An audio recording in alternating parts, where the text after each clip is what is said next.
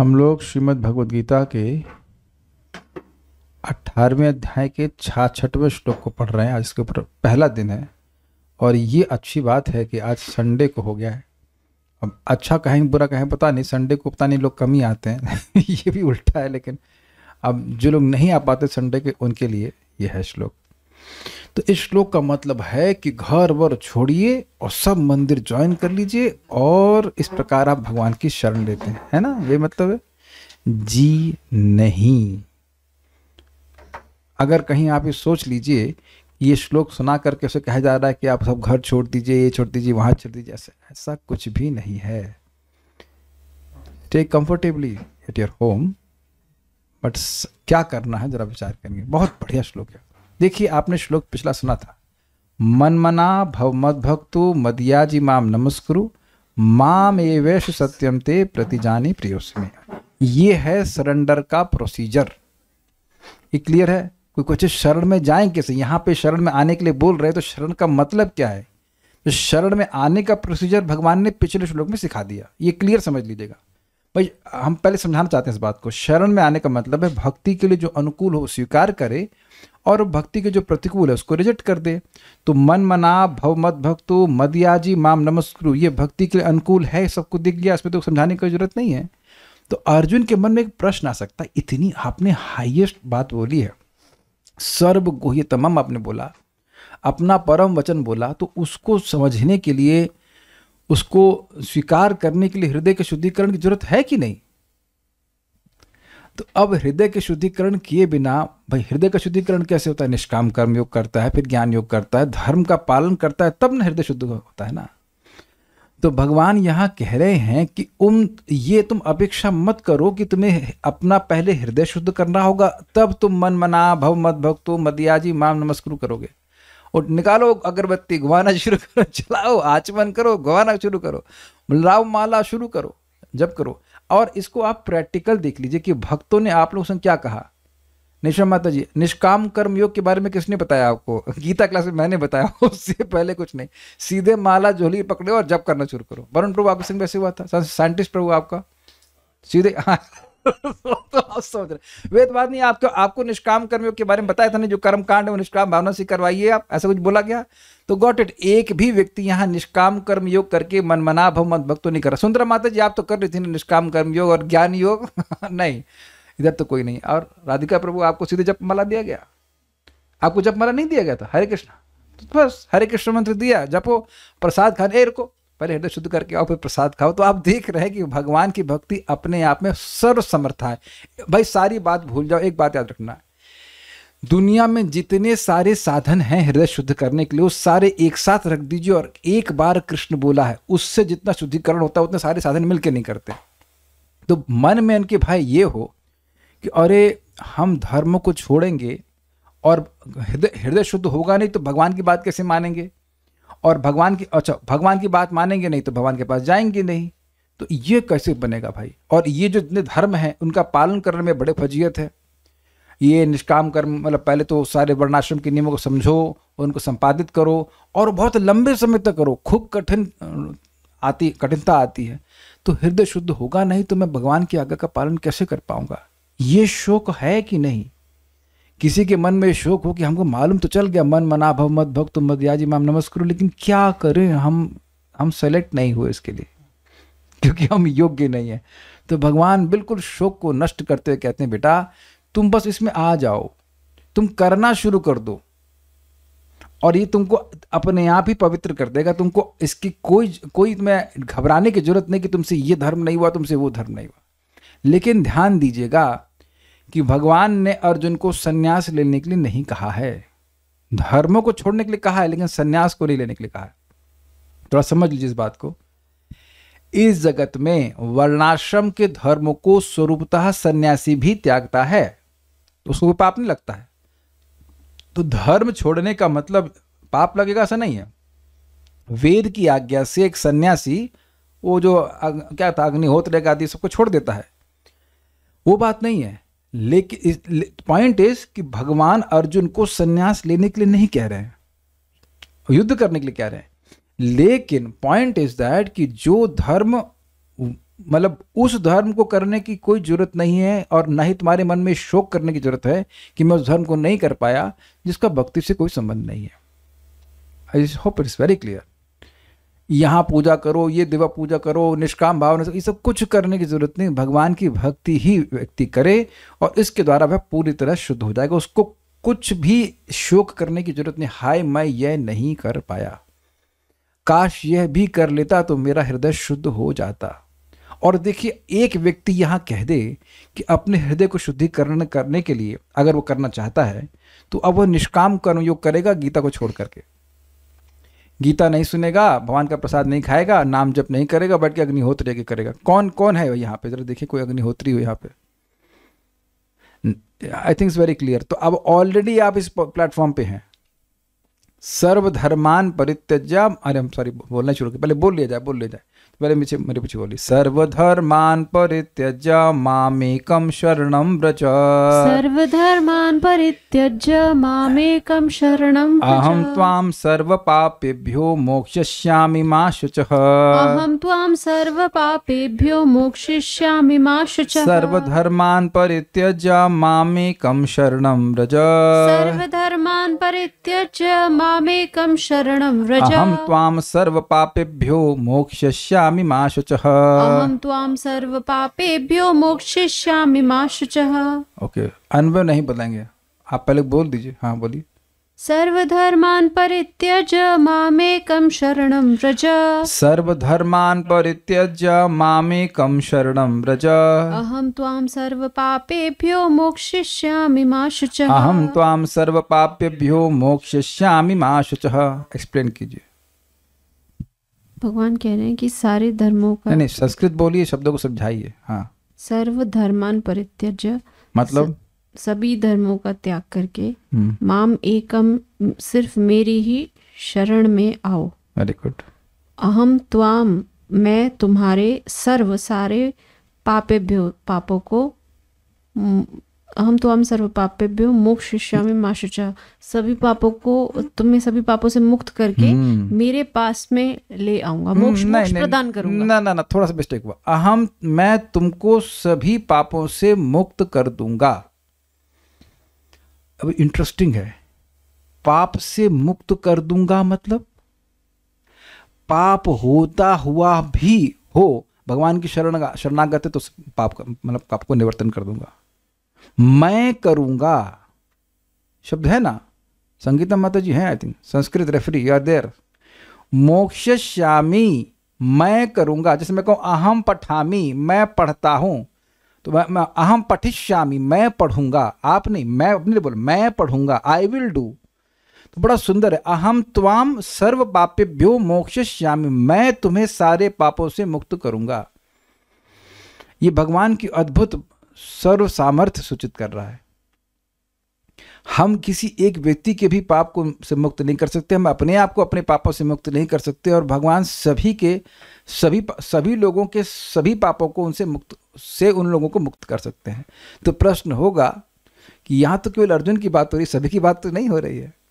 देखिए, अर्जुन के उपलक्षण से सभी को ग्रहण कर लेना होगा। ये नहीं सोचना चाहिए कि भगवान ने डिक्लेरेशन दे दिया है अर्जुन को तो सब लोग भगवान की शरण लेने लगेंगे, तो क्या दिक्कत ही क्या है। उनका एक ही नाम जगत के सारे पापों को नष्ट करने में सामर्थ्य रखता है। अहम त्वाम सर्व पापेभ्यो, ये दिख रहा है कि भगवान की करुणा है उस व्यक्ति के ऊपर। यहां पाप का मतलब सर्व पापेभ्यो का मतलब क्या हुआ, सारे पाप से क्या मतलब हुआ, अविद्या भी, क्योंकि अविद्या ही सारे पापों का जड़ है। ये सब लोग को समझ में आता है। जब मैं अपने को देह मानूंगा तभी देह के आधार पर इंद्रिय तृप्ति के लिए प्रयास करूंगा, और इंद्रिय तृप्ति के प्रयास के लिए ही व्यक्ति पाप करता है। ये तो बातें अब तो समझ में आने लग गई होंगी। तो सर्व पापेभ्य मतलब केवल नरक से बचा लूंगा ऐसा नहीं है, भव बंधन से भी बचा लूंगा। मां शुचः, तुम शोक मत करो। अच्छा चलिए ये बताइए वेदवादी कि इसमें कौन कौन से कर्तव्य जीवात्मा के हैं जो भगवान बोल रहे हैं करने के लिए। इस श्लोक में वह कौन से कार्य हैं जो जीवात्मा को करने हैं। मेरी शरण लो। ओके, भगवान की शरण में जाना और सारे धर्मों का त्याग कर। यस, सारे धर्मों को कैसे त्यागो, परितः त्यज्य, अच्छे से अच्छे से त्याग दो। पहला चीज ये सब कर लो, फिर मेरी ही शरण में आओ। ये नहीं कि मेरी की शरण में आओ दूसरे की शरण में भी जाओ।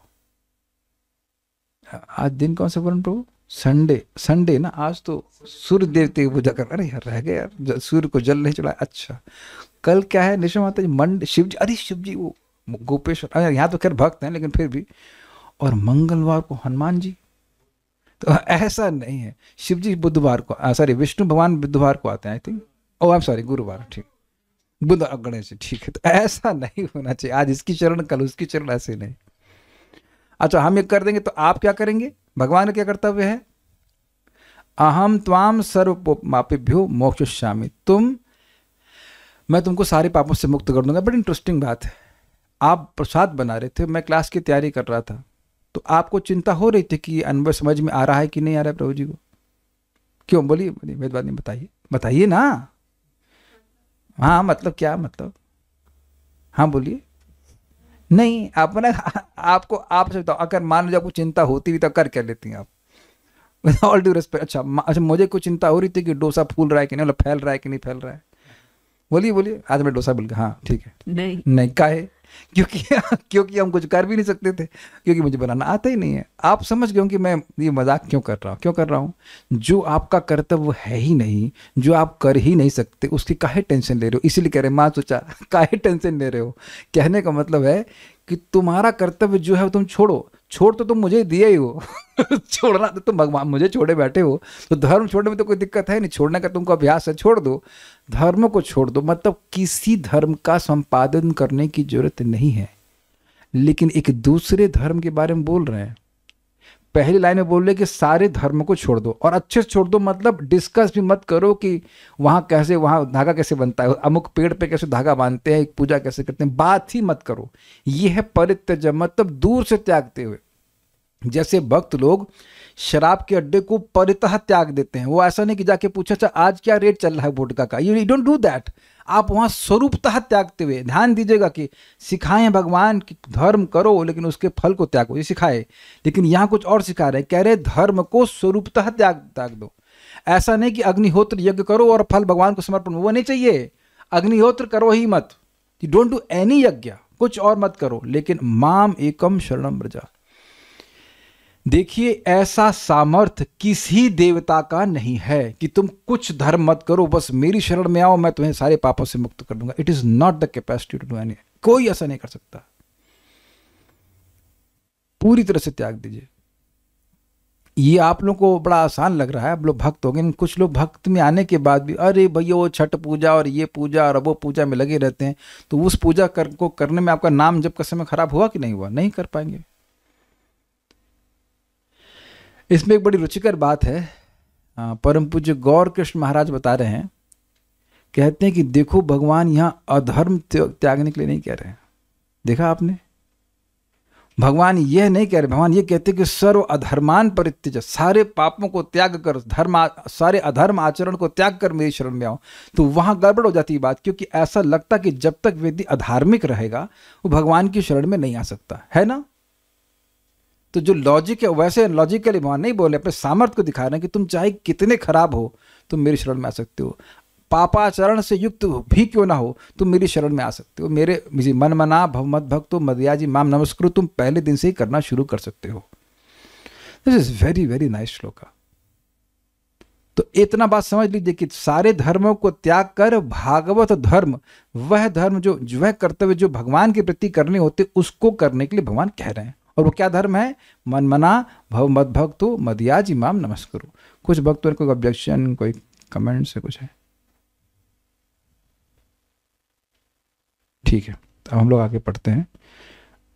अन्वय कर देंगे, तो परेशान हो जाए वो भक्त।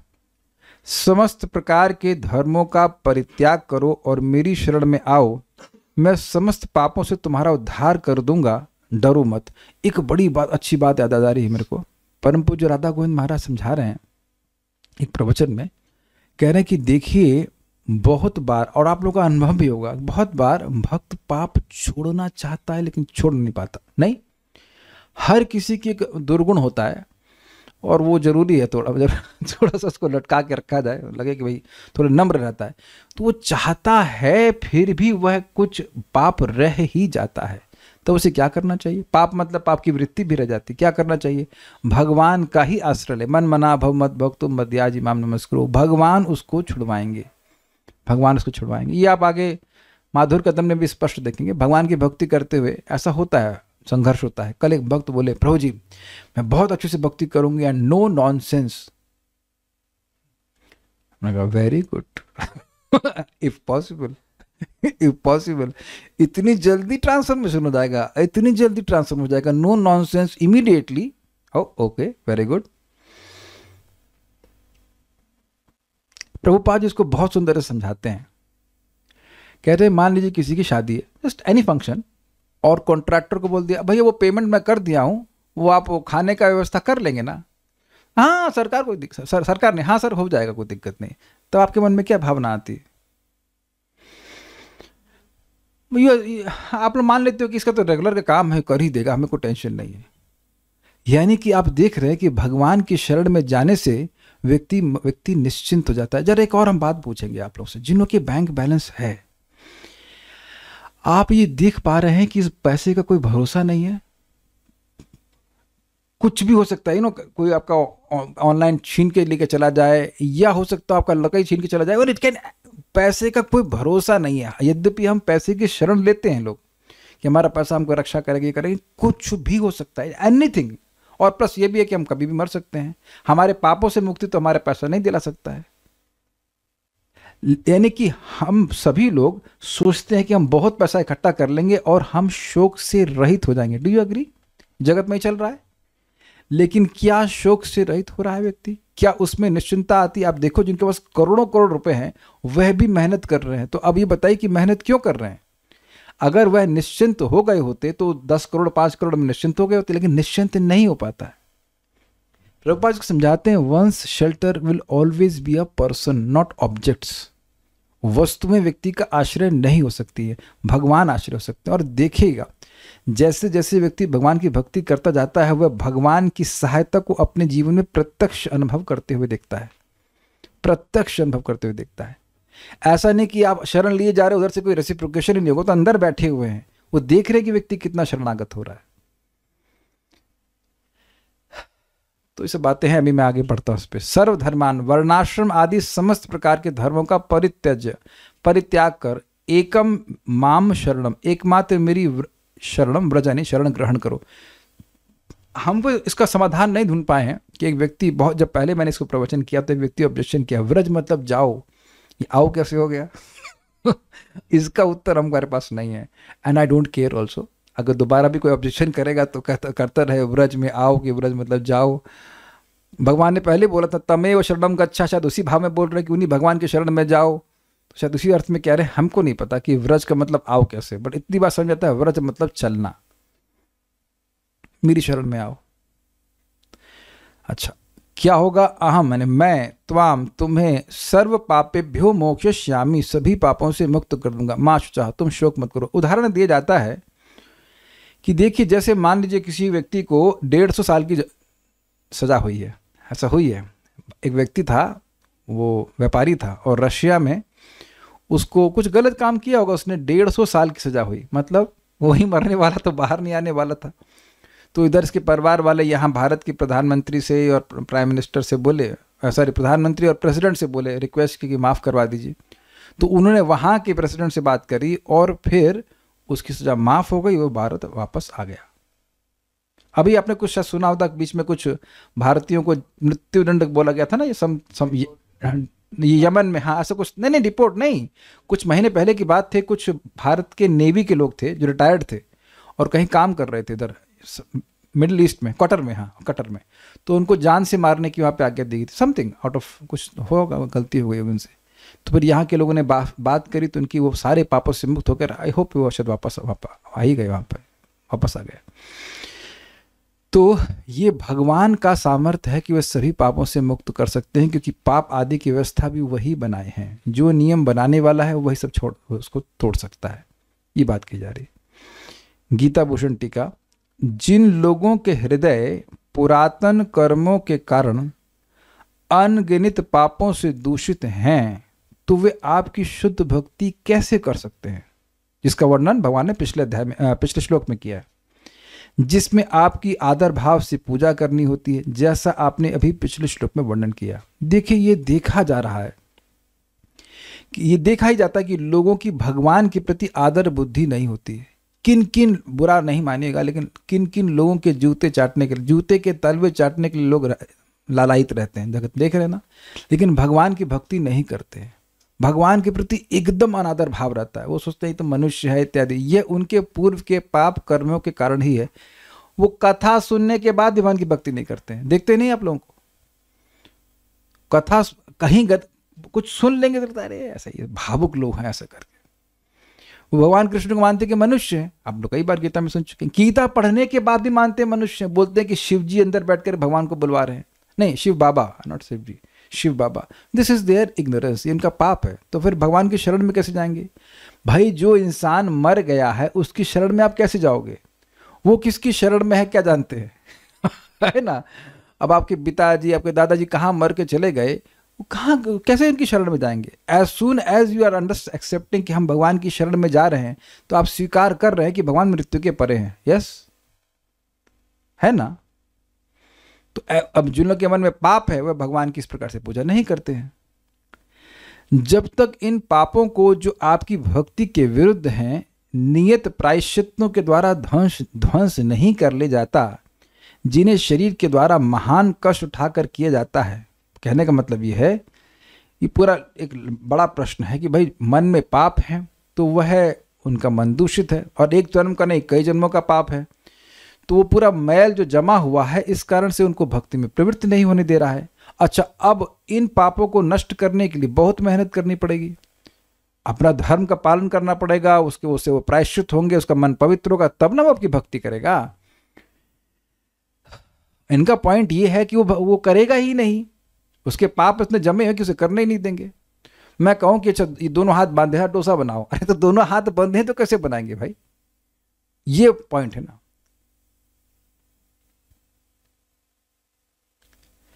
अर्जुन के इस संभावित प्रश्न पर भगवान कहते हैं कि सभी प्रकार के धर्मों को उनके स्वरूप और उनमें वर्णित पाप के प्रायश्चित रूपी तपस्याओं के साथ त्यागते हुए तुम केवल मुझ कृष्ण की शरण में आओ, जो परम ईश्वर हैं। ये समझे? ना तो तुम्हें कोई धर्म करना है पुण्य प्राप्त करने के लिए, और ना ही तुम्हें कोई प्रायश्चित करना है पाप नष्ट करने के लिए। व्यक्ति सोचता है ना कि पुण्य करेंगे तो भगवान के पास आएंगे, पाप नष्ट होंगे तो भगवान के पास आएंगे। अग्रीड। लेकिन भगवान की भक्ति एक ही साथ दोनों कार्य कर देती है। पुण्य भी भयंकर देती है, मतलब भयंकर आई एम सॉरी, नॉट भयंकर, बट ये सामान्य हिंदी थी, भयंकर नहीं, मतलब जबरदस्त वाला पुण्य देती है, और पाप भी जबरदस्त तरह से नष्ट करती है। 2 श्लोक समझ लीजिए सब लोग में से, जिसको पता है वो बोलिए, कौन सा बोलने वाला हूं मैं? अरे वाह Varun Prabhu, extra you need deserve dosa. जब मैं सीखूंगा ना तब बना के खिलाऊंगा बेटा, गरम गरम।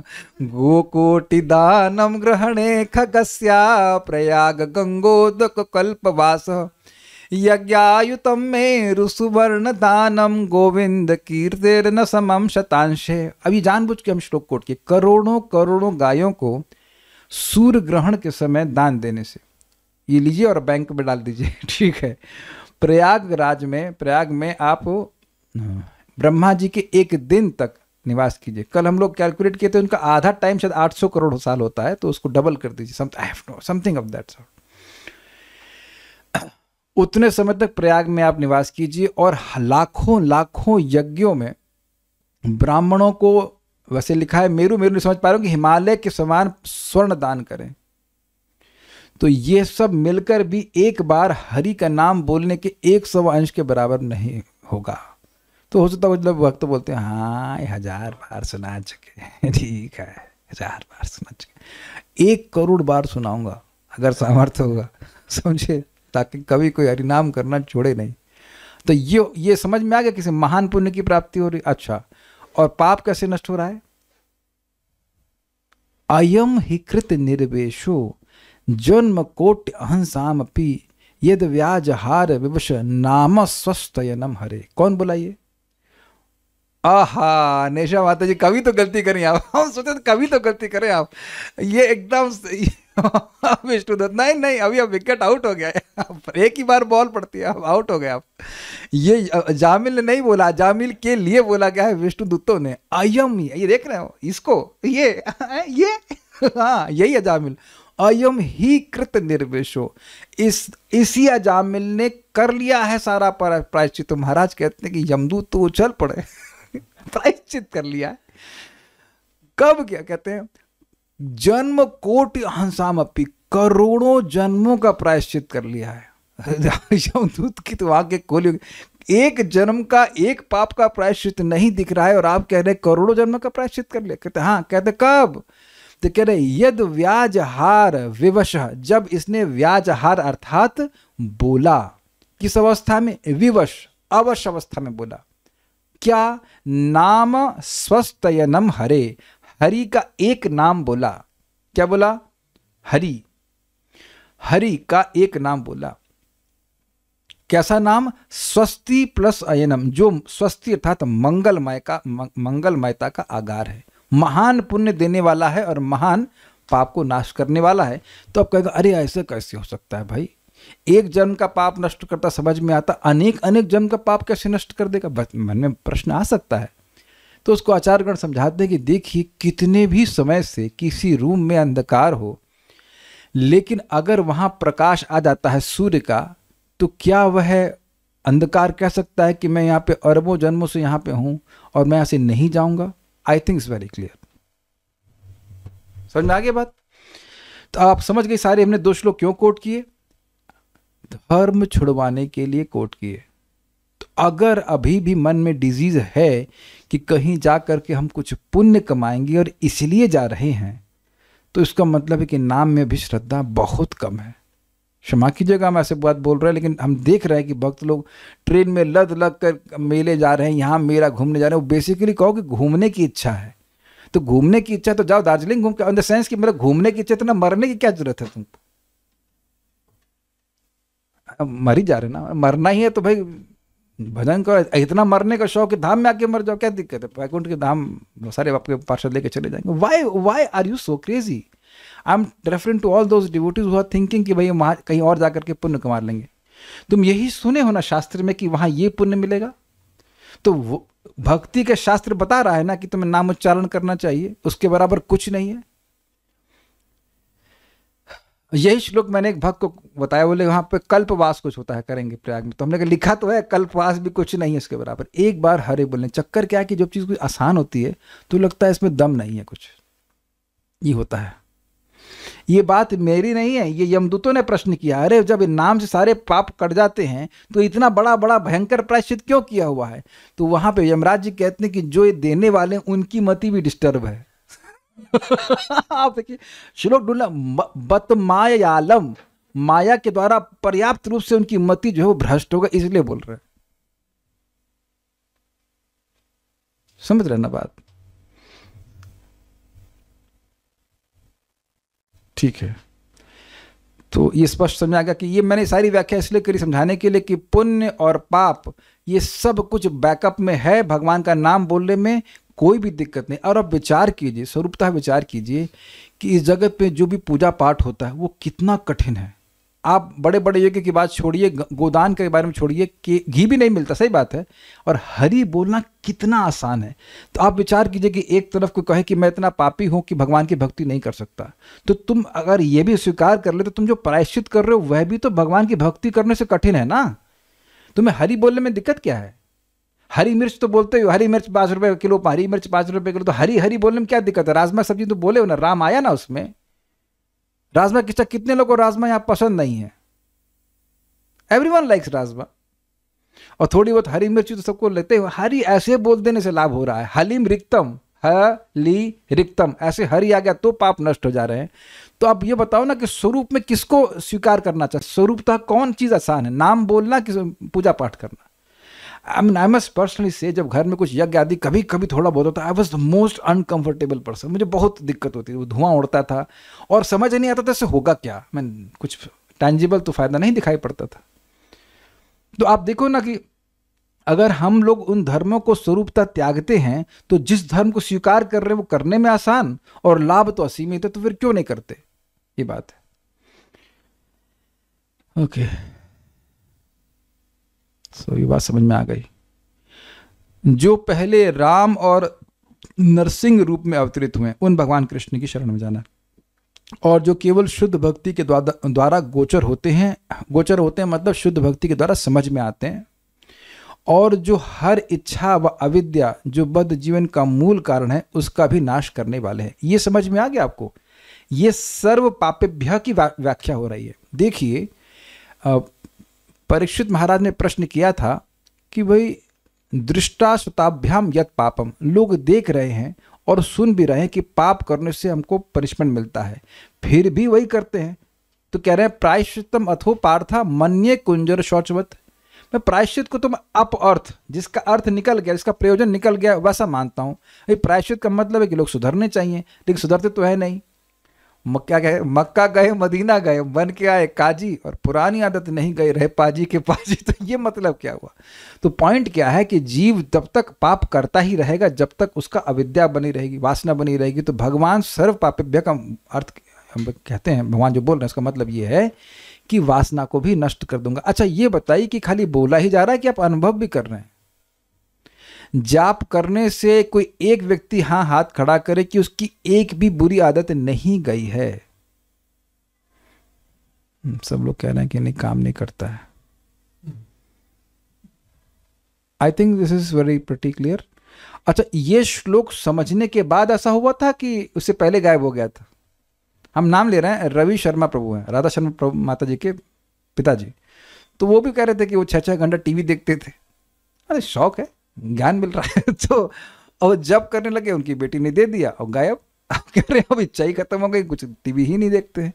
तो ये आप देख रहे हैं कि लोगों को पता भी नहीं हो कि वह सर्वधर्मान परित्यजा कुछ कर रहे हैं, अनजाने में भी अगर वह भगवान की शरण लेते हैं, नाम बोल रहे होते हैं, तब भी ऐसा प्रभाव है कि सारे पाप नष्ट करते हैं। तो जानबूझकर भगवान की शरण में आएगा तो फिर कहेंगे क्या? इससे पहले कि मैं भूल जाऊं, एक श्लोक आपको बोल दे रहा हूं। आश्रय लेया यही भजे कृष्ण ताहे नाही त्यजे। ये है शरण लेने की कितनी सुंदर बात है। जो भगवान की शरण में आता है और कहता है कि भगवान मैं आपका हूँ, आज से मैं आपका हूँ, मैं आपकी शरण में हूँ, तो भगवान उस व्यक्ति को कभी नहीं त्यागते हैं। तो कहीं बस बोल देने मात्र से, बोले हो कभी? पॉइंट इज दैट कि बोल के तो देखिए। यही संशय कर रहा है कि हम बोलेंगे तो वह रक्षा करेंगे कि नहीं करेंगे। बोलो तो सही, हमसे रहा नहीं जा रहा, हम बता रहे हैं इस बात। तो जब पॉइंट आ ही गया, देखिए ये घटना है जब विभीषण को रावण ने लात मार दी थी, है ना, लात ही मारी थी, निकल जाओ यहाँ से, तुम मेरे दुश्मन हो या जो भी बोले। तो वह आकाश मार्ग से कुछ राक्षस भी शायद थे साथ में, जहां तक मैं समझ रहा हूँ, नहीं तो विभीषण तो थे, कुछ और भी थे साथ में। तो वो उड़ करके आ रहे थे। तो लोगों ने देखा या कैंप में भगवान श्री राम के कि ये असुर लोग आ रहे हैं। तो इनको लगा कि ये लोग सब जो हैं मतलब कुछ गड़बड़ करने के लिए आ रहे हैं। तो कुछ लोग बोले इनको जान से मार देना चाहिए, कुछ लोग कह रहे हैं कि बंधन में रख लेना चाहिए। तो सब लोग अपना मतामत दे रहे। तो हनुमान जी बोले कि पहले हमें पूछना चाहिए कि किस लिए आ रहे हैं, हो सकता हो कि ये मित्र हों, है ना, यही बोले थे। तो भगवान श्री राम बड़ी अद्भुत बात कहते हैं देखिए इनसे भय का तो मुझे कोई मतलब इनसे कोई भय तो है ही नहीं, क्योंकि लक्ष्मण अपने बाणों से अकेले ही सबको मार डालेंगे, तो इसलिए उनको भय, ये क्या कर लेंगे, भय भी तो होने का मतलब नहीं है। लेकिन अगर ये मेरे शरणागत हैं तो मैं इनकी अपने प्राण से भी अधिक रक्षा करूंगा। This is brilliant. अब तो कुछ उम्मीद हो रही होगी कि भगवान की शरण में जाने का मतलब क्या है। ये शरण का मतलब वो मत लेना कि जैसे कोई किसी शत्रु ने पीट दिया हमको भैया माफ कर दो और नहीं मारो, ऐसे नहीं, ऐसे नहीं। कृष्णा वहां पे बहुत सुंदर श्लोक है, एकदम याद नहीं आ रहा, ददामि एतम व्रतम ममा करके एंडिंग होती है उसकी। तवास्मि इति याचते अभयम सर्वदा तस्मै ददामि एतम व्रतम ममा, ऐसे करके शुरुआत नहीं। हाँ, सकृद एव प्रपन्नाये तवास्मि इति याचते, याचते है जो भी है, अभयम सर्वदा तस्मै ददामि एतम व्रतम मम। कहता है एक बार, हाँ भगवान श्री राम कहे कि एक बार भी कोई व्यक्ति मेरे पास आता है और कहता है कि तवा अस्मि, हे कृष्ण मैं आपका हूं, इति याचिते, और ऐसे याचना कर रहा है मुझे अपनी सेवा में नियोजित कीजिए। मैं कई जन्मों से भूला हुआ था आपको, आप मुझे सेवा में नियोजित कीजिए। तो कह रहे अभयम सर्वदा तस्मै, हमेशा हमेशा के लिए मैं उसको अभय प्रदान करता हूँ। ददामी एतम व्रतम मम, मैं उसको देता हूँ, मैं स्वयं देता हूँ, ऐसा मेरा व्रत है, मुझसे कोई शोक नहीं होगा। एक बात यहाँ पे आ रही है बड़ी जबरदस्त, मैं क्लास को खत्म करने के चक्कर में नहीं हूँ, I just what ever comes I reflections will come. क्या आपने ऐसा जीवन में अनुभव किया है कि कभी आपने बड़ी हृदय से किसी वस्तु या संस्था की शरण ली है and then you lamented? This is quite heavy.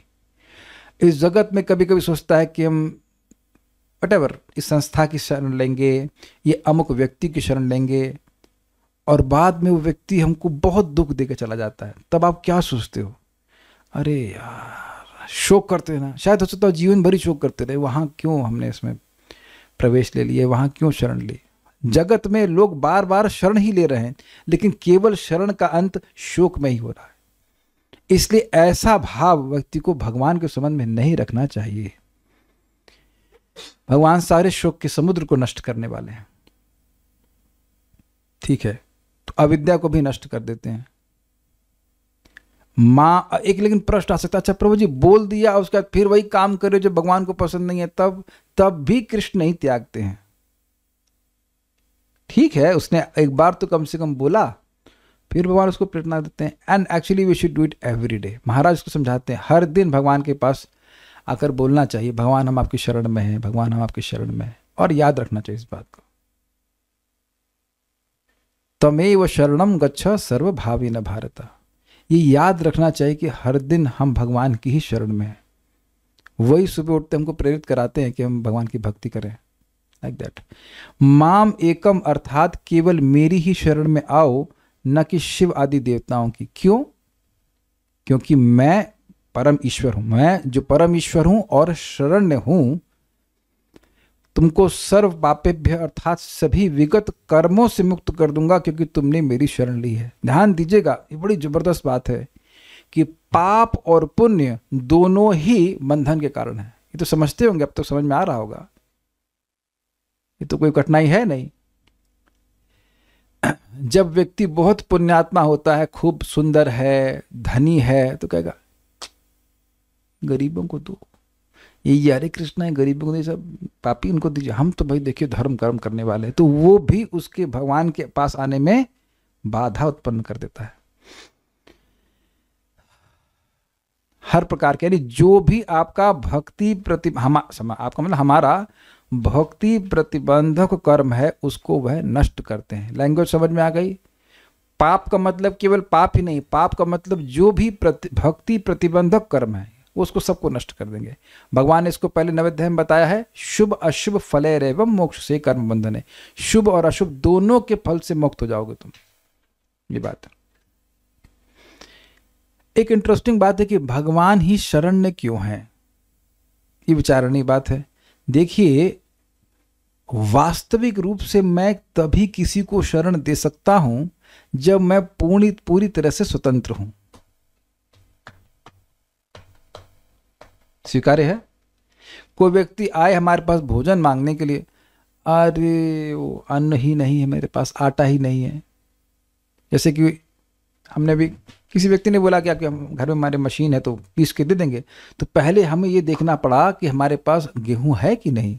ऐसा तो नहीं कि मान लीजिए गेहूं नहीं था, स्मरण किया, गेहूं प्रकट हो गया। It does not, we are dependent, we have to accept it, we are dependent. ये बात हमेशा ध्यान रखिए कि हम लोग हमेशा निर्भर करने वाले, तो हम किसी को शरण नहीं दे सकते हैं। हाँ, हम ये जरूर सिखा सकते हैं कि भगवान की शरण हमने कैसे लेनी है। कोई भक्त कुछ पूछ रहा है, अपराध भी भक्ति प्रारब्धक कर्म है, क्या वह भी नष्ट हो जाएगा? सॉरी, प्रतिबंध, हिंदी नहीं आती है ठीक से, अच्छा अंग्रेजी में टाइप किया इसलिए गलती हो गई। प्रतिबंधक कर्म है, अपराध भी भक्ति प्रतिबंधक कर्म है, क्या वह भी नष्ट हो जाएगा? सूदित आश्रित जनार्तिराशये रम्यचिद घन सुख स्वरूपिणे नाम गोकुल महोत्सवाय ते कृष्ण पूर्ण वपुषे नमो नमः। सूदित आश्रित, आश्रय शरण, सूदित आश्रित जनार्ती राशये, जो उनके आश्रित जन हैं, मतलब भगवान, भगवान के नाम, भगवान के जो उनके आश्रित जन हैं, उनके सूदित आश्रित जन आरती राशि, उनकी आरती राशि को, यानी कि वह जो अपराध है, पाप, उसकी संपूर्ण को राशि को वह सूदित अर्थात नष्ट करने वाले हैं। जो भगवान के नाम की शरण लेते हैं, जो भगवान की शरण लेते हैं, उनके अपराधों को भगवान स्वयं नष्ट करते हैं। आपके प्रति कोई अपराध कर देगा और आपकी शरण में जाएगा, आया है, तो आप क्या कहेंगे? वैट आ गया? नहीं। एक बात आप नोट कर लीजिएगा कि सारे मूल अपराधों की जड़ है भगवान से विमुखता। सारे अपराधों के जड़ है भगवान की ईश्वरत्व को नहीं स्वीकार करना। आप देखिए, इस बात को बिल्कुल नहीं समझ सकते, मुझे पता है। क्यों नहीं समझ सकते? जिस व्यक्ति ने प्रश्न किया है वो ब्रह्मचारी हैं, वो नहीं प्रश्न समझ सकते। मैं वो उन लोगों से बोल रहा हूं जिनके बच्चे हैं और बच्चे थोड़े उद्दंड हैं, शायद यह भी नहीं समझ पाएंगे, आप नहीं समझ पाएंगे। लेकिन हमने देखा है इस प्रकार से कि माता पिता बहुत स्नेहिल तो हैं, लेकिन बच्चे बिल्कुल विपरीत चल रहे हैं। फिर भी माता पिता यही चाहते हैं कि हमारे बच्चे हमारे साथ रहें, हमारे संग प्रेम से रहें।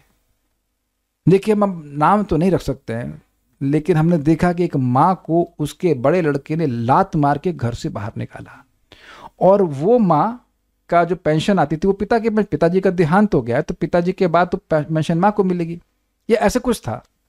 फिर भी माँ उसको पैसा दे रही है। ऐसा मैं एक एग्जाम्पल देख रहा हूँ, आप तो कई बार, और यहीं हमारे बैठ में राधिका प्रभु बैठे हुए हैं। ये पहले कहा, अपना घर में आप रहते हैं, आप सेवा करते थे, तो वहां वो पागलों को आश्रय देते हैं। किसको दे रहे हैं? पागलों को। जानबूझ कर दे रहे हैं कि पागल हैं वो लोग, जानबूझकर वे पागलों को आश्रय दे रहे हैं। तो ये बता रहे थे, हमने सुना है कि वहां जो माता जी थी, जो मेन हेड है, वो बता रही थी कई बार अपना सर फड़वा चुकी हूँ। वो पगला आया और हमारा सर दीवार मार दिया, तब उस पगले को निकाल देते हैं क्या? दिस इज अमेजिंग कंपैशन ना। जबकि वास्तविक संबंध कुछ नहीं है, लेकिन अब पगलों को ही तो सीधा करना है, क्या करेंगे, है ना? तो भगवान के प्रति अपराध या जो भी कुछ है, वो भक्ति में जो भी कुछ अपराध हैं, वह भगवान की शरण में जाने से नष्ट होते ही हैं।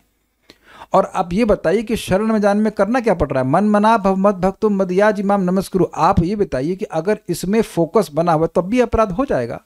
आप विचार कीजिए कि अपराध तभी होता है जब हम या तो मन मना नहीं होते, भक्ति नहीं कर रहे होते हैं, भगवान की पूजा नहीं कर रहे होते हैं, या फिर भगवान के नमस्कार नहीं कर रहे। इसमें क्या अपराध बनेगा? और जो करते समय अपराध होता है, मान लीजिए आप कुछ साधन कर रहे हैं, तो भगवान उसको धीरे धीरे ठीक करते हैं, दैट्स ओके। अब भृत्य, भगवान अपने भृत्य के महान अपराध को भी कुछ नहीं गिनते हैं। सेवाम मनागपि तथा बहुधा विपैति उपैति, और थोड़ी सी भी सेवा करता है तो बहुत ज्यादा मानते हैं। तो वो कोई बात नहीं, वो बात सब नष्ट करते हैं। भगवान की सेवा करके ही उनके प्रति अपराध जो है वो नष्ट होते हैं। तो चलिए हम आगे बढ़ते हैं।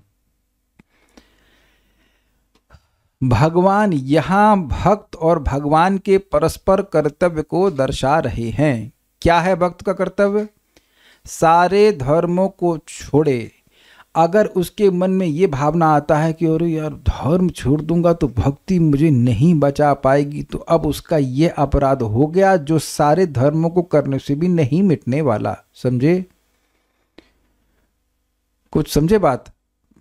अरे मैं पाप कर दिया हूं भाई, नाम से तो पूरा काम नहीं चलेगा, ये कुछ प्रायश्चित कर लेता हूं, और नाम तो अब तो नाम का तुम और अपराध कर दिए। I hope it is very clear. तो भक्ति, जो कुछ भी हमारी गलती है, भक्ति देवी सही कर देंगे। सिंपल डिजायर, मैं भक्ति कर रहा हूं, काश इससे भगवान में मेरी भक्ति जागृत हो जाए। इससे और सिंपल क्या बताऊं मैं? सिंपल बातें हैं। और आपको क्या भूल गए 9.30, अपि चेत सुदुराचारो भजते माम अनन्य भाग साधु रेव समंतव्य सम्यक व्यवस्थित ही सह। उसको वैसा ही साधु मानो जैसा भगवान ने अन्यों के लिए कहा था कि महात्मानस्तु माम पार्थ दैवीं प्रकृति आश्रिता भजन्ते अनन्य मनुष्यो ज्ञातो भूतादिमव्ययम्। तो कर्तव्य यही है कि सारे धर्म को छोड़ करके भगवान की शरण ली जाए, भगवान की भक्ति की जाए, ये अर्थ है भगवान के। और भगवान का परस्पर कर्तव्य क्या है? वो सारे पापों से मुक्त करेंगे भक्त को। मां शुचः, अर्थात तुम्हें शोक नहीं करना चाहिए। यह सोचते हुए कि यह तुम्हारे लिए असंभव है, क्योंकि तुम्हारी जीवन अवधि छोटी है और यह करने में बहुत मुश्किल है, क्योंकि इसमें बहुत कठिन तपस्या होती है जिसके द्वारा हृदय का शुद्धिकरण बहुत समय के बाद होता है। ये सब क्यों बोला जा रहा है? पूरा पढ़ के समझाता हूं। मैंने यह पहले ही बता दिया है कि मेरे शरणागत होने में इसकी अर्थात हृदय शुद्ध करने के लिए कठिन तपस्या करने की कोई आवश्यकता नहीं। पॉइंट पकड़िए, देखिए क्या होता है। वर्णाश्रम के कर्तव्य करके भगवान को समर्पित करना इत्यादि। पहली बात तो वर्णाश्रम के कर्म करना ही बड़ा मुश्किल है, और ज्ञान युग में विभिन्न प्रकार की तपस्या वो बड़ा मुश्किल है। तो ये ना सोच लीजिएगा कि मुश्किल है तो रिजल्ट जल्दी देंगे। रिजल्ट बहुत देर में और करना बहुत मुश्किल। तो अब यहां शोक हो सकता है, हम हृदय तो शुद्ध करना चाहते हैं लेकिन क्या करें, जीवन बहुत छोटा है और ये करने में बहुत मुश्किल है। ये इस तरह से शोक होता है कि नहीं? बहुत से लोग सोचते हैं कि हम ये कर लेते तो बड़ा अच्छा हो जाता, लेकिन अब क्या करें, हम ये कर ही नहीं सकते हैं। ऐसा करके मन में शोक करता है। तो भगवान अर्जुन कह रहे कि नहीं, तुमको ये शोक करने की जरूरत नहीं है। शरणागति के प्रोसेस में कोई भी तपस्या नहीं है। प्रभुपाद स्पष्ट कह रहे हैं, भाई आप ये बताइए भक्ति के कौन से कार्य में तपस्या है? देखा जाए, विचार किया जाए तो अगर कुछ तपस्या मान भी लिया जाए तो वह है थोड़ा जप में परिश्रम हो जाता है, लेकिन अन्यों की तुलना में तो वह भी नहीं, और वह भी तब तक जब तक हृदय शुद्ध नहीं हुआ, या जितनी मात्रा में हृदय शुद्ध नहीं हुआ है। यहां तक कि अनर्थ निवृत्ति में भी कितनी बार जब बड़ा अच्छा लगता है। हो सकता है कि लोगों को शुरुआत में सुबह उठने में कठिनाई हो, लेकिन आप प्लीज वोटिंग ले रहे हैं, जो लोग सुबह उठने लग गए हैं, क्या आप लोगों को सुबह उठ करके जप करना अच्छा लगने लग गया है? कोई हाथ नहीं खड़ा कर रहा। अरे भाई, एक दो, जैसे स्कूल में तो ना, एक हाथ करो, दो लोग हाथ खड़े। अरे भाई कोई, ओके 2 3 9 3। कुछ लोग भी देर में उठ रहे हैं इसलिए वो हाथ नहीं खड़ा कर रहे। ठीक है, ओके, हाँ कुछ लोग कह रहे हैं, ओके गुड। तो अभी से तो अच्छा लगने लग गया है, तो आगे कितना अच्छा लगेगा। अच्छा, मैं ये कह रहा हूं, एक दूसरा बात, खराब बात बोल रहा हूं। कल से जप करना कौन बंद कर रहा है? अब तो जल्दी से हाथ डाउन कर रहे हैं लोग। Who wants to stop chanting from tomorrow? अरे सुन तो लीजिए प्रश्न, फिर भी हाथ खड़ा कर। अरे जप करना बंद कौन कर रहा है? तब देख रहे हैं कि अच्छा लग रहा है ना। आप विचार कीजिए, अभी भी जप किए बिना चैन नहीं पड़ता। जो लोग सुबह जब पूरा करने लग गए हैं वो एकदम मेरी बात से सहमत होंगे कि जब सुबह नहीं हो तो तेरे बिना चैन आए ना। लेकिन जैसे वेरी वेरी, हाँ एक वक्त तो अभी शुरू किए तभी बोले नहीं तभी तो बच्चे हो बेटा, अभी तो नए आए हो। लेकिन इस you see you are already addicted. अच्छा, कौन ऐसा व्यक्ति कह सकता है कि रोज डोसा खा सकता है, रोज खिचड़ी खा सकता है? You get bored by this things. लेकिन नाम जप एक ऐसी चीज है कि रोज किए बिना चैन नहीं पड़ता है। मैंने बहुत सारी चीजें खरीदी है, कुछ समय बाद मैं भी बोर ही हो जाता हूँ। कुछ माला से बोरियत नहीं हो रही। गुरु महाराज जब से दिए हैं तब से लग रहा है कि नहीं, जीवन भर इसी को पकड़ के जप करना है। This is amazing. नहीं, you don't get bored by chanting. तो पॉइंट ये है कि प्रोसीजर ही सुखमय है।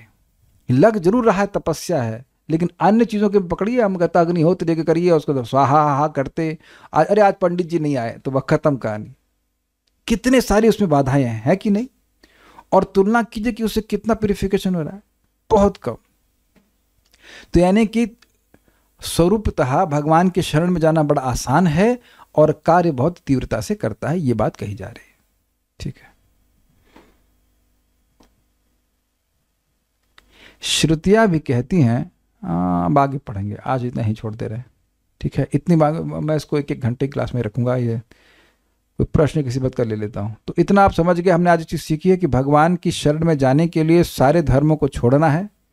कोई जरूरत नहीं बेसिकली इनको करने की। भगवान की भक्ति करने से सारे सद्गुण आ जाते हैं। और ये नहीं सोचना चाहिए कि मेरे प्रायश्चित का क्या होगा, मेरे पाप कैसे नष्ट होंगे। वो सब भगवान अपने आप ही नष्ट कर देते हैं। भगवान सर्वसमर्थ हैं। धर्म मतलब कौन से धर्म की बात हो रही है? हिंदू, मुस्लिम, वर्णाश्रम? तो बिल्कुल बच्चों वाला प्रश्न है। अब ये नया है ना।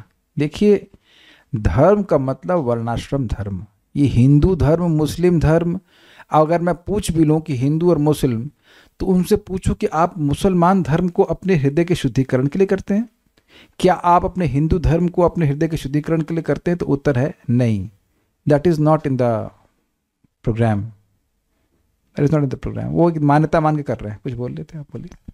हरे कृष्ण भाई, अभी जैसे यहाँ पे बोला जा रहा है कि सारे धर्मों को छोड़ के भगवान की शरण में है, लेकिन भक्ति से पहले जब लोगों को बताया जाता है तो ये भी बोला जाता है कि जो भी आप कर रहे हो करते जाओ और भक्ति शुरू करो, भगवान से कनेक्ट करो। यस, हाँ जी।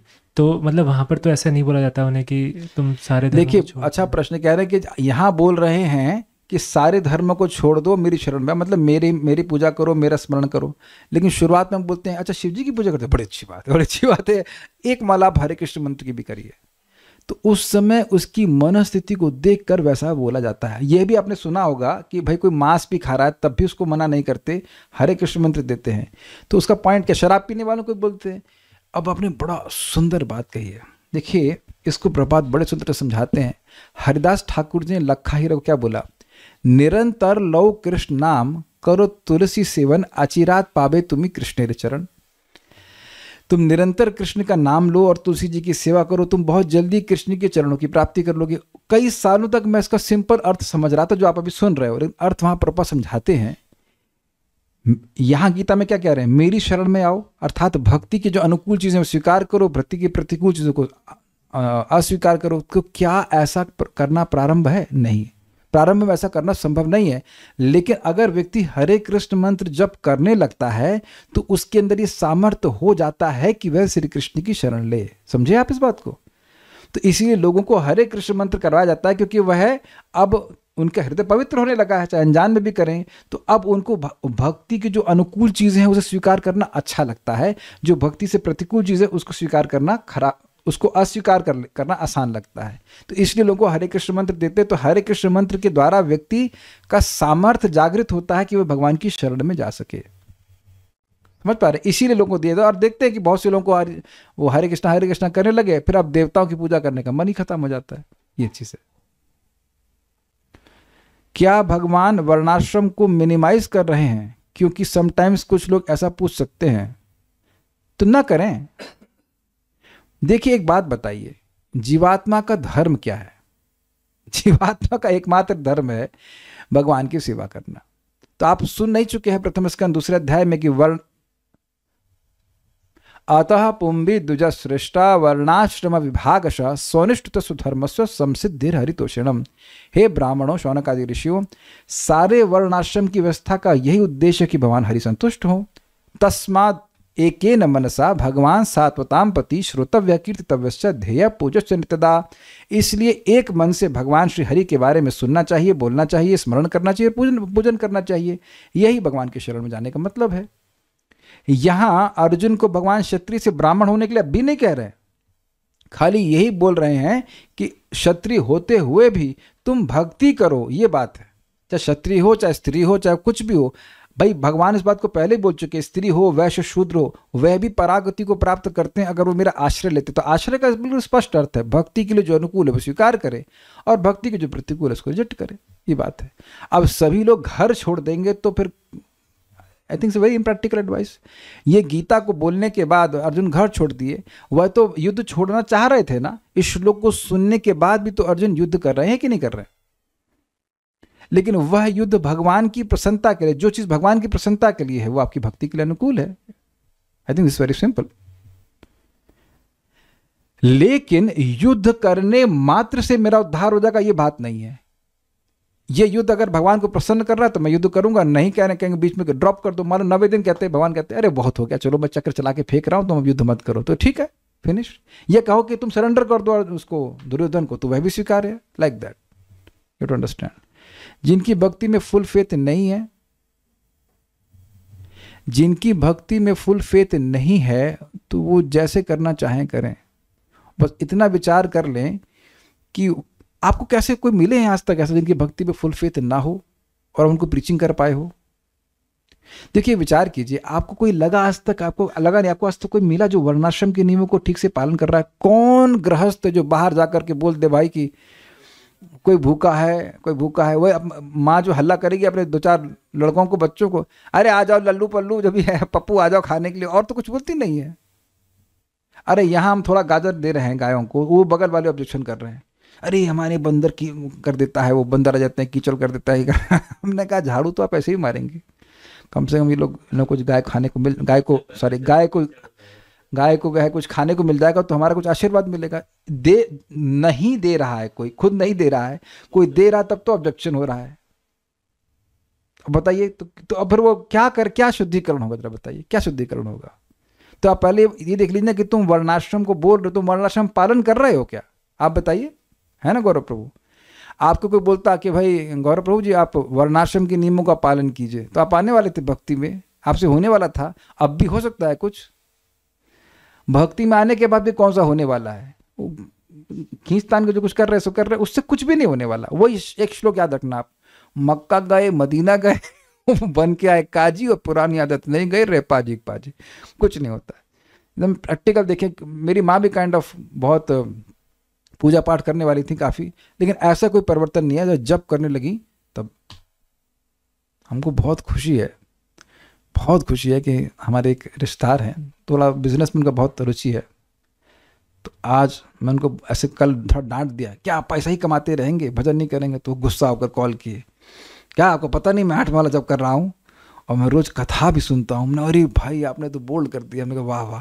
मेरा इससे विश्वास बनता है कि जो व्यक्ति एक क्लास सुनना नहीं चाहता था, बस वो जप कराते रहो, हमने जब भी मिलता जप करते रहो। ये जप हृदय को शुद्ध करेगा तो भगवान स्वयं प्रेरित करते हैं, चलो कुछ कथा भी सुन लेते हैं, और कथा सुनेगा तो फिर प्रेरित करता है। किसी को हम वर्णाश्रम से सुधार नहीं पाए। भाई इतना हल्ला कर रहे हैं वर्णाश्रम का, कोई इस्कॉन में मिला आपको जो वर्णाश्रम से शुद्ध हो गया हो?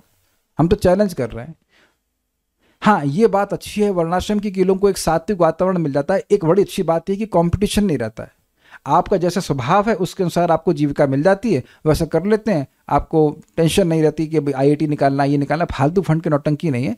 आप अपना जीवन सिंपल वे में चलाते हो, लेकिन भगवान की भक्ति करके ही शुद्धिकरण होता है। वर्णाश्रम से भी शुद्धिकरण होने वाला नहीं है, वह भी मटीरियल लेवल पे है। प्रभुपाद जी समझाते हैं इस बात को। परिवार में सुरापुरा की पूजा,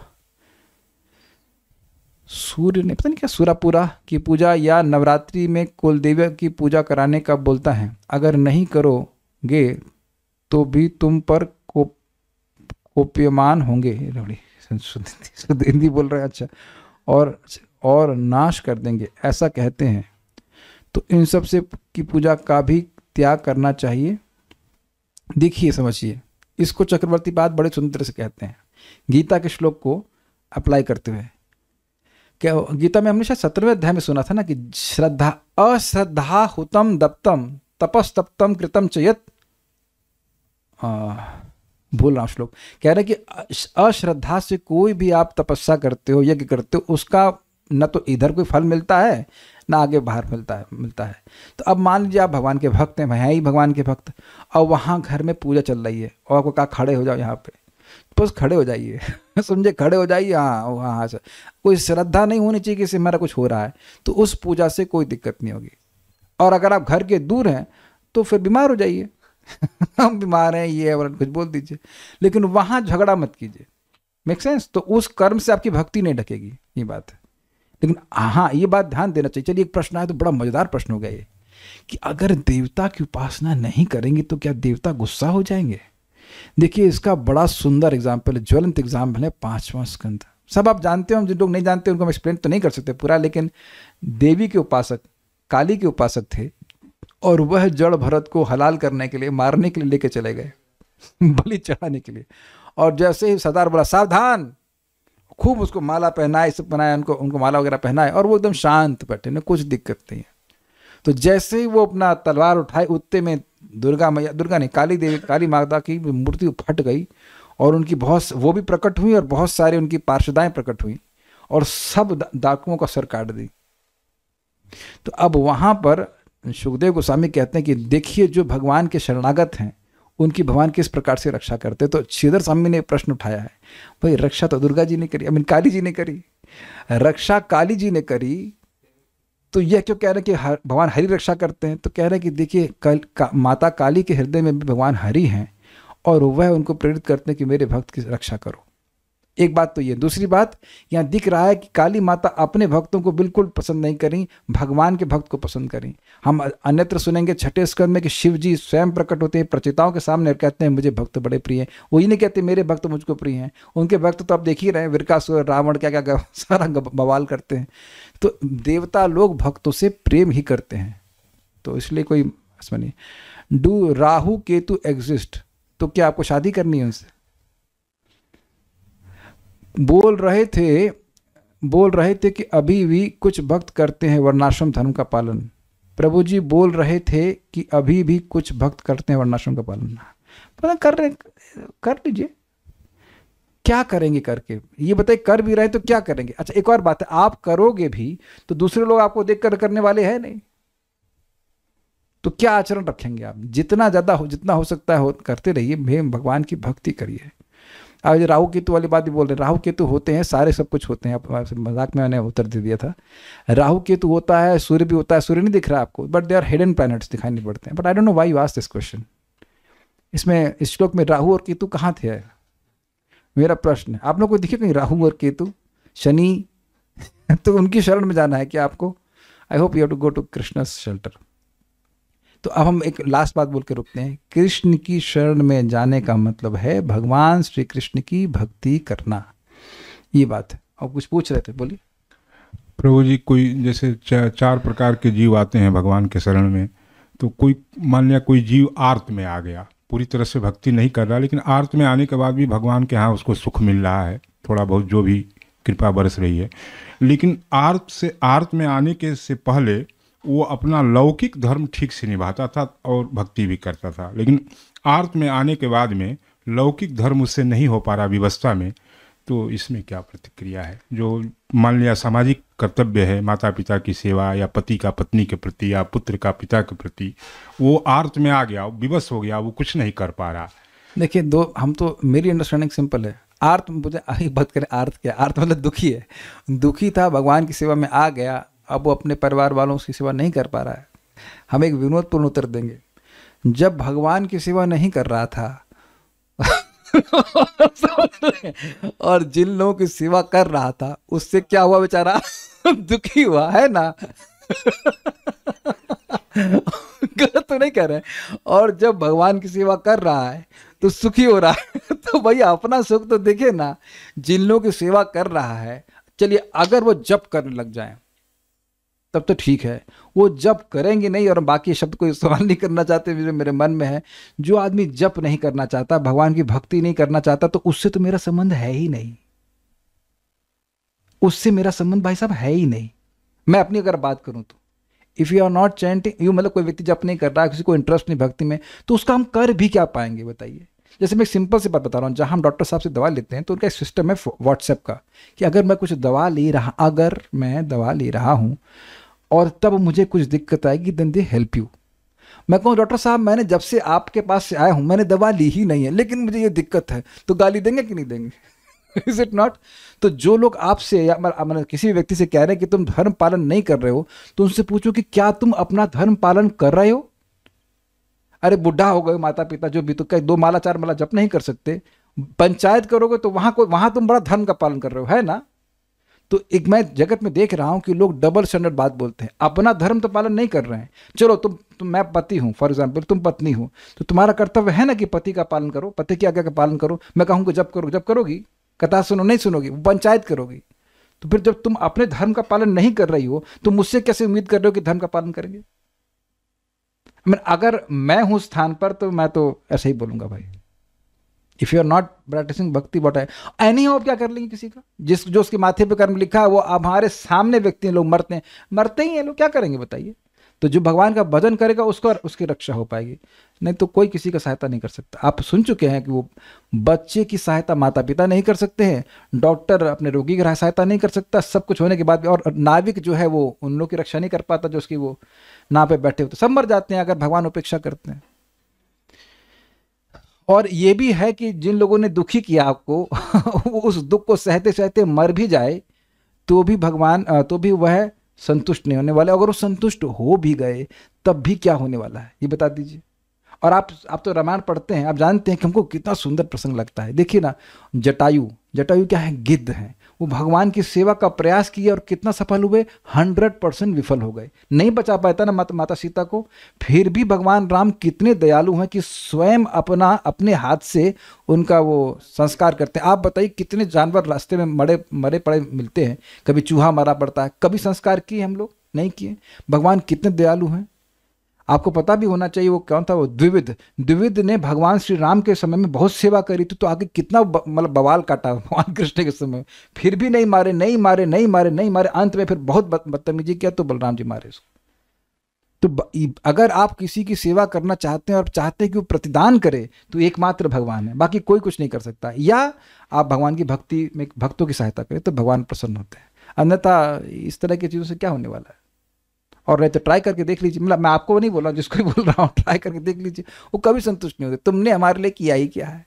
जब यही सुनना है तो फिर क्या कह सकते हैं? फिर करेंगे भी नहीं, इसे हम करेंगे भी नहीं। जब कुछ नहीं किया, आज तक कुछ नहीं किया, तो आगे भी कुछ नहीं करेंगे। जब घोषित हो ही गए हैं नालायक, तो प्रमाणित कर लीजिए। फिर बदनाम होगा तो बदनाम भी होंगे तो नाम क्या, बदनाम होंगे तो क्या नाम नहीं होगा? मैं हर दिन सोचता हूँ कि मैं आज मर जाऊंगा, then people will forget me like anything, then why do I worry about the west world. हमको मैं फिर से रिपीट कर रहा हूँ ये बात, अब आप बोल रहे हैं तो इंग्लिश में बता रहा हूँ। व्हेन योर एब्सेंस इज, क्या था? When your absence is not felt, your presence never mattered.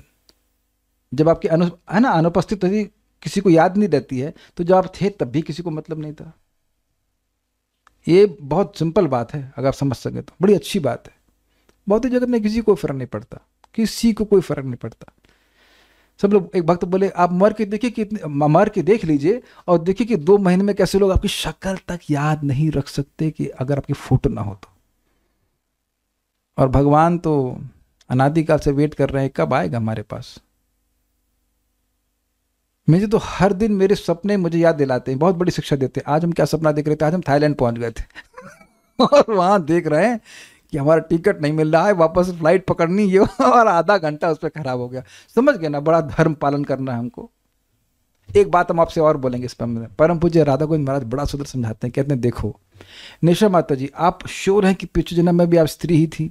नहीं। साइंटिस्ट प्रभु? नहीं। तो हम लोग हो सकता है पिछले जन्म में चूहा हो, गाय हो, वी डोंट नो। तो उस समय कुछ धर्म था गाय का, और इस समय मान लीजिए पुरुष का धर्म है, ब्राह्मण का धर्म है, जो भी धर्म है। तो ये जो धर्म है ये तात्कालिक हैं, कुछ समय के लिए फिर चेंज हो जाते हैं, कुछ समय के लिए फिर चेंज हो जाते हैं। लेकिन भगवान के प्रति जो जीव का धर्म है वह नित्य है, वह नित्य है। तो उसमें एनर्जी लगानी चाहिए मैक्सिमम, बाकी जितना जितना खींच लें वो होगा। अब भाई रुक जाते हैं, भक्तों को जानना भी है। द्विविद के बारे में नहीं सुने हैं तो कृष्ण बुक पढ़ लीजिएगा। आर्थ कौन होते हैं? ठीक है, there are no more questions. आर्थ कौन है? आप आर्थ है अभी जो जगत में है वो सब दुखी है, वो सब आरती है। ठीक है, will stop now. Shrimad Bhagavad Gita की जय, श्रील प्रभुपाद की जय, निताई गौर प्रेमा।